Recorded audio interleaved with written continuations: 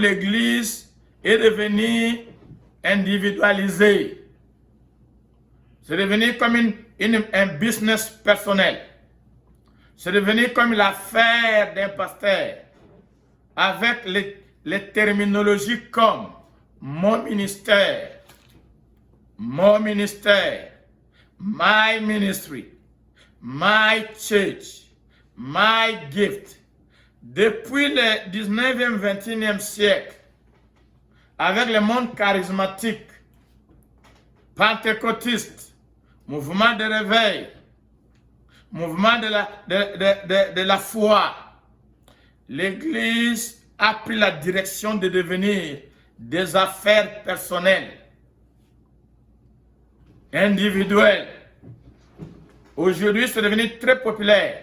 Et ce parti des pasteurs a entré dans tous les autres ministères. Les ministères de l'adoration de louange. Maintenant, c'est dissocié de l'Église. C'est devenu une affaire personnelle. C'est devenu un ministère détaché de l'Église.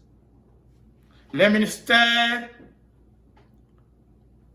il y a un nouveau don maintenant, le ministère de délivrance. C'est devenu un nouveau don, détaché de l'Église. Moi, j'ai mon ministère de délivrance. Chacun maintenant a son ministère. Les dons de prophétie. Maintenant, c'est devenu un ministère prophétique. Il y a les ministères prophétiques, il y a les dons de prophétie. Maintenant, l'Église est devenue synthétisée, comme en Amérique. L'Église, les dons, le fonctionnement de l'Église fonctionne en pièces. C'est-à-dire individualisé. Parce qu'en Amérique, on se spécialise dans chaque domaine. Si tu veux travailler dans les restaurants comme laveur des assiettes, il faut se spécialiser comme laveur des assiettes. Ton résumé doit avoir, tu dois avoir l'expérience canadienne de laveur des assiettes. Si dans ton résumé, tu n'as pas d'expérience de laveur des assiettes, tu es généraliste, on ne t'engage pas. Expérience canadienne. Donc, dans chaque domaine à synthétiser, quand tu vas dans les marchés, tu veux payer les chaises. Chaque pièce a son prix. Cette telle chaise autant. Telle chaise autant. Jamais vous allez trouver rarement toute une pièce avec 4 chaises avec un seul prix. Individualisé. Donc, l'Église a copié le monde. L'Église est venue synthétiser. Et avec cela, le message du christianisme est devenu problématique. Les gens qui sont nés de nouveau aujourd'hui, ils ont des problèmes pour connaître le message de l'Église. Alors il y a des gens, quand ils viennent, ce n'est pas le pasteur Vincent qui conduit la prière. Ce n'est pas moi qui prêche. Next time, il ne se connecte pas.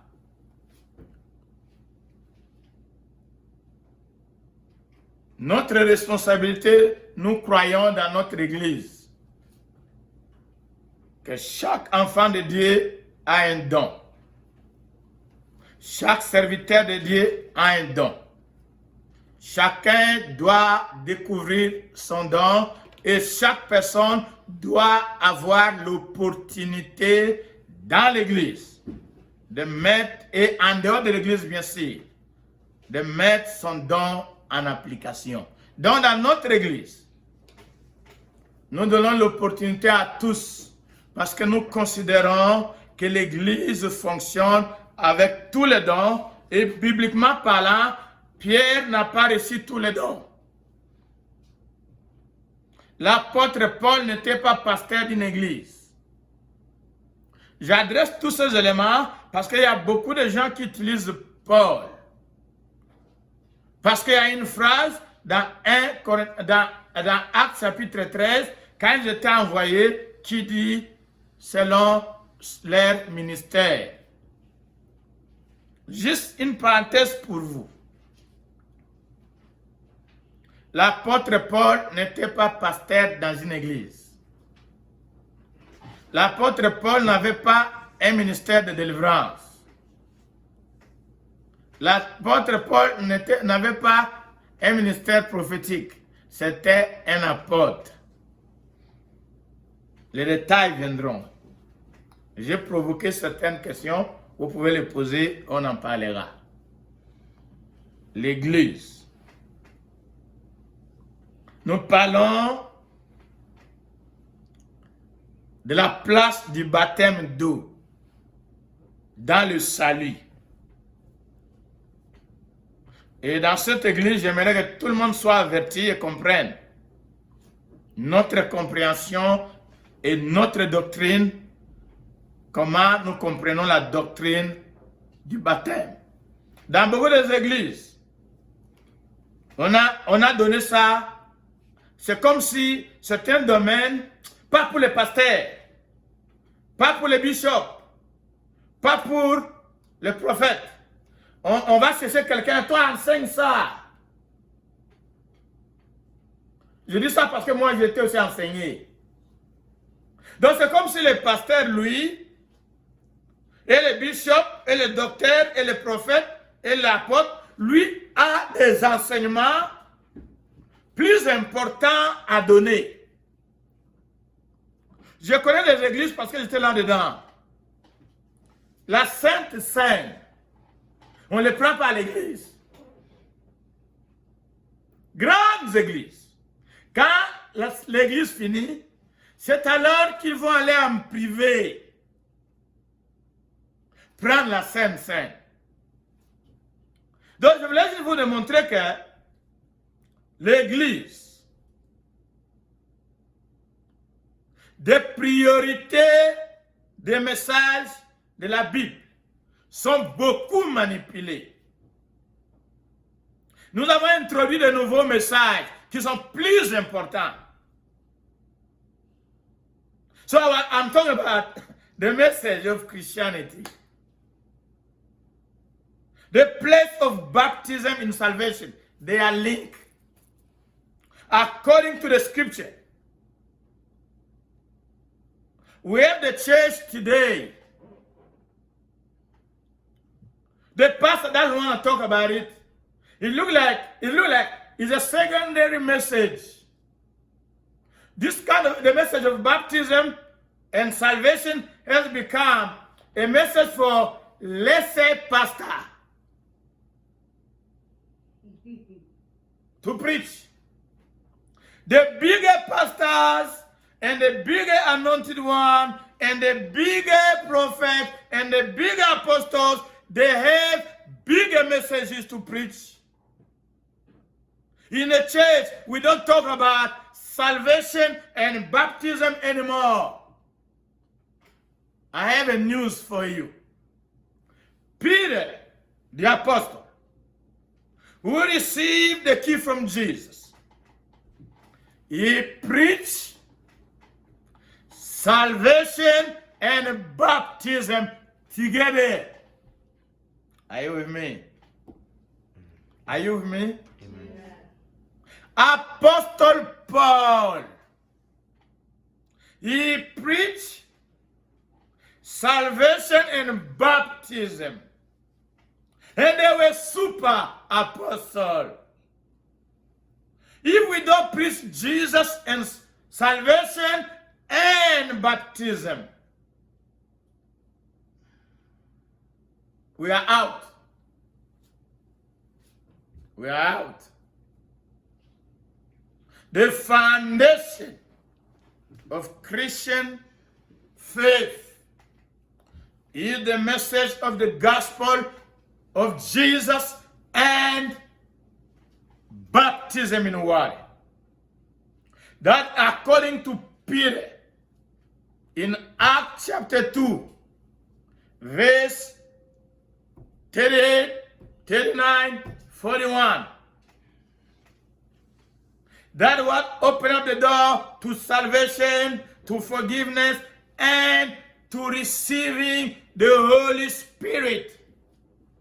Actually, we have not opened up the Bible yet, but everything we're talking is the Bible, if you read the Bible. Because we get there. This is just all the scripture I gave you. Let me go to, we're not opening, but let me tell you something about Acts chapter 10. We'll get there. Today, we do conference. We do seminars. How to be baptized in the Holy Spirit. Hallelujah. How to be baptized with the Holy Spirit. We have disassociated the Holy Spirit with the message of salvation. The promise of the Holy Spirit. It is linked to the message of salvation. How do I know it? Repent and be baptized in water in the name of Jesus. And you will receive forgiveness of sin. And then you will receive the gift of the Holy Spirit. Link together. Acts chapter 3, verse 38, chapter 2, verse 38, 39, 41. Acts chapter 10. Peter did not go to do a conference on how to receive the Holy Spirit. God sent him to go talk about Jesus, his death and resurrection, and he went. Hallelujah. Amen. He was talking about Jesus. He was talking about Jesus. He was talking about Jesus. He was talking about Jesus. And the people were baptized with the Holy Spirit. Today, we will do conference on how to be baptized in the Holy Spirit, and we will teach people how to open up the mouth, how to formulate the mouth, how to do uttering, how we can speak in tongues. We're doing formulas. We're putting pressure on people.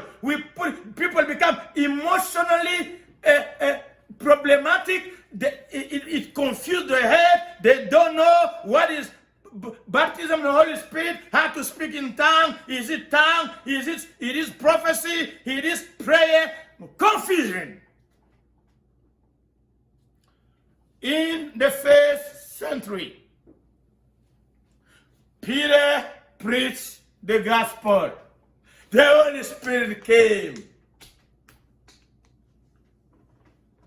The message of salvation, Jesus. So for the last few minutes, today I plan to talk about Christian living after you be baptized. What happened? Are you supposed to live your life? But before we get there, I got a few points to talk about. I got to pick up where we left yesterday. Because yesterday I was preaching in French. Je vais revenir à partir de là où on s'est arrêté hier. Allons, avant de toucher le message d'aujourd'hui, un ou deux commentaires sur adorer, prier, donner, marcher dans la quête de l'Éternel sans Jésus. On parlait de ça hier. Allons dans Actes, chapitre 8. You see, baptism is not just baptism. You don't just get baptized. Baptism is a response to salvation, to the message of salvation. You can't come, you can't just come, baptize me, and I baptize you. No, it won't happen. Anybody want to be baptized, he first has to believe in Jesus as Lord and Savior. And then he can be baptized. You can't just baptize people. That's why you can't just baptize children. Unless they are prepared by the parent like Cornelius. And when they hear the gospel, God can visit the children. God accepts the children. Children can accept Jesus when they understand. And then they get baptized. We got children who they don't even talk. They're 1 year old, 2 years old. How can you baptize them? Let's be honest with God. So I want to address this, come back to this situation. We are in Acts chapter 8. I got a little time until Jesus comes back. If I don't finish the message today, we will have time to talk. If you don't come and don't talk to you, I'll find somebody else to talk. Or I just talk to myself and I put it in YouTube. Somebody somewhere will listen. Hallelujah. Now we have a lot of opportunities to talk. We have people, they don't have churches. They can just talk and put in YouTube. Praise the Lord. If you get tired, if you think this message is not, it's okay. But as long as we preach what is written, we are in the truth, we'll keep doing it. Somebody somewhere will believe, be saved. A lot of people, they are in a church, they're not saved. That's what I'm talking about. Act 8. Talk about two people. Are you listening? Salvation and baptism are together. That's what I'm talking about, salvation. You can't just get wet. You can't just go in the water to swim. There are a lot of waters. You can go in the river, enter the river. It's not baptism. Anybody who under the water doesn't mean that he's baptized. There are spiritual principles you have to respect. Number one, you have to believe sincerely with all your heart, if possible, prove it, that you repent and accept Jesus as your Lord and Savior. So we have a person here who's doing what we call all the religious, living like a religious. That's why we call religious people. You see, when somebody said, c'est un religieux, c'est la catégorie de personnes qui font toutes ces choses-là, mais qui n'ont pas Jésus. On les appelle les religieux. Ils font tout ce qu'il faut pour faire plaire à Dieu, mais ils ne sont pas sauvés. Parmi ces gens-là, il y a l'eunuque éthiopien. Nous sommes dans Acte 8. Acte chapter 8, verse 26. Hallelujah. Acts chapter 8, verse 26.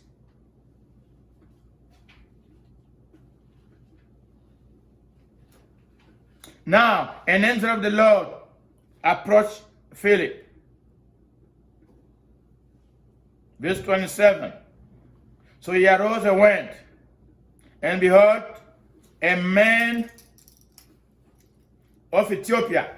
Look at the characteristics, verse 27 and 28. He has great authority from Ethiopia. He's working for the queen. He is in charge of treasury. That means minister of finances or treasury, depending on the country. Charge of all the treasury.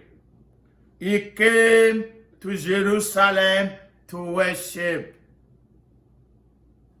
and he was returning in his chariot. Then the Spirit of the Lord told Philip, verse 29, go near him, overtake him.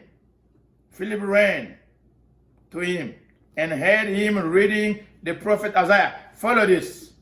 Verse 30. This man is reading the Bible. This is a true religious person. And Philip asked him, verse 30, do you understand what are you reading? I'm asking you a question today. When was the last time you read the Bible? Did you understand what you read? I guarantee you, many people in the church, they don't read the Bible. They're waiting for Sunday for the prophet to tell them what God said. Dangerous. Another group, they read, they don't understand. Now, here is the reality here. This man did not have the Holy Spirit. This man was not saved. This man did not have Jesus in him. This man was functioning as a religious person. Look at the difference between Philip and this eunuch, Ethiopian. He came from Jerusalem. He went to the church to worship. But he's reading the Bible, doesn't understand it. How many people come to the church? We preach the gospel. The church finished. After the church finished, you ask them a question, what did they preach today? They can't even explain.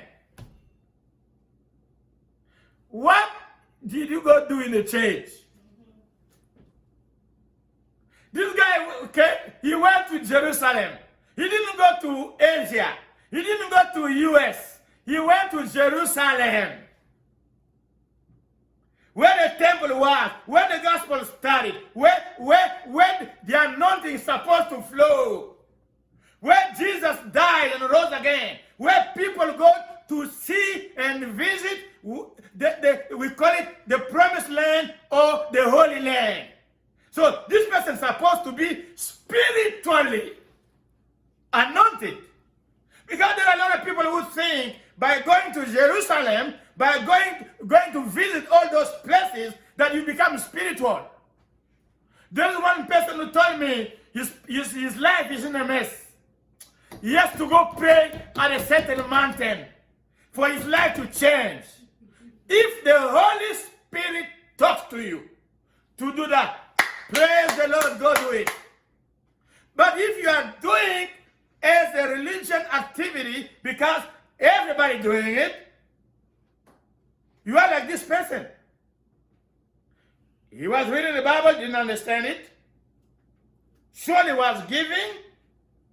Sure, he made a sacrifice. My brothers and sisters, he left Ethiopia to go to Jerusalem.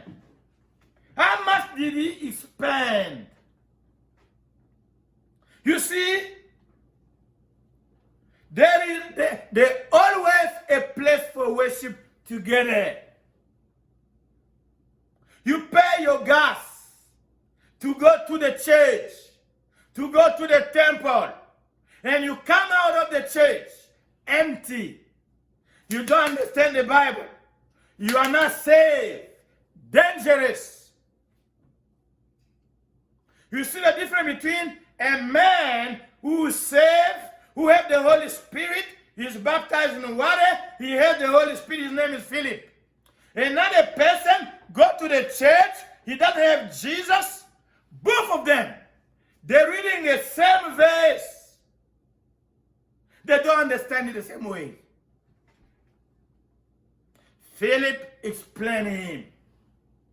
My job is to teach you and preach you the gospel to the point where you be able Wherever you are, you can handle the scripture. You can teach somebody else. You can preach somebody else. The doctrine of Christianity is not like some kind of business like only few people have to have it. Paul transferred to Timothy. One generation got to pass it to another generation. This business like I'm the only one is not biblical. Philip was not a bishop, but he explained the word of God. You don't have to be a bishop, a pastor, to read the Bible, to understand the Bible, and to teach other people. So as you're being baptized, accepting Jesus, you're becoming a disciple of Jesus, so you can also transfer what is invested in you. You have to be able to invest to other people. So we have a man, he prayed. He went to the church. He read the Bible. He was not saved because he did not have Jesus until in verse 37, Philip said to him, if you believe with all your heart, you may. And he answered and said, I believe that Jesus Christ is the Son of God. This man was a proselyte. He was converted to Judaism. He knew the law. He was living according to the law of Israel. He was not saved. He did not know Jesus.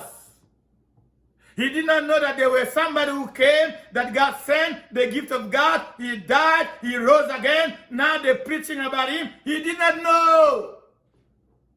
Brothers and sisters, Christianity is not just about going to the temple and the church. It begins with somebody who had to meet Jesus. Amen. Know Jesus. That way it begins. Everything else comes after. D'abord la rencontre avec Jésus. D'abord Jésus. D'abord croire à Jésus comme Seigneur et Sauveur. Cet homme était dans le judaïsme. Cet homme connaissait la loi d'Israël. Cet homme allait adorer comme un juif. Un prosélyte qui s'est converti dans le judaïsme. Cet homme allait dans les temples. Cet homme dominait. Cet homme craignait Dieu. Cet homme lisait la Bible. Il n'était pas sauvé. Pourquoi? Parce qu'il n'avait jamais entendu parler de Jésus et il n'avait jamais accepté Jésus dans sa vie comme Seigneur et Sauveur. Comme Nicodème dans Jean chapitre 3, verset 1 jusqu'à la fin. Une autre personne, mais cet homme, quand il a écouté la parole de l'évangile Jésus, il dit, so I believe that Jesus Christ is the Son of God. Verse 39. So he commanded the chariot to stop, and both Philip and him, they went down into the water, in the wilderness, in the desert. They went in the water and he got baptized. The same day. Now he's saved. I have a question to you. And somebody sent me a question today. If somebody accepts Jesus and is not baptized, is he considered a child of God?